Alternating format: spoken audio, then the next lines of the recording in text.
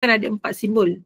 Simbol 1 lebih besar, lebih kecil, lebih besar dan sama, lebih kecil dan sama. Dia ada 1, 2, 3, 4.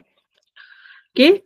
Simbol besar, kecil, simbol lebih besar, lebih kecil ni mempengaruhilah semua apa yang kita nak buat dalam graf nanti. Okay, so yang pertama ialah lebih besar atau more than. Kalau bahasa Inggeris ni more than lah. Yang kedua ialah lebih kecil, less than.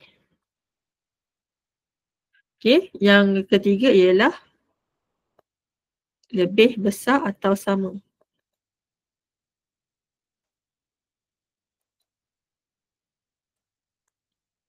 Okay, ataupun kita ada more than and equal.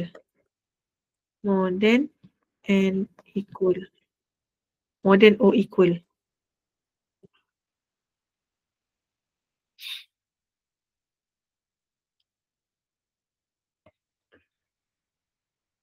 Ataupun tidak kurang daripada,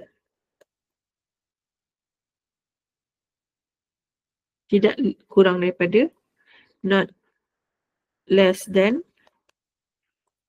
ataupun sekurang-kurangnya. Bahasa Inggeris ni ialah at least. Okay, dan lagi satu dia ialah minimum. So minimum bahasa Inggeris minimum lah. Okay, simbol yang ke bawah ni ialah lebih kecil atau sama. Dia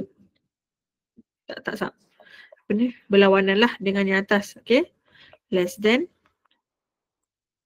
or equal. Tidak besar daripada,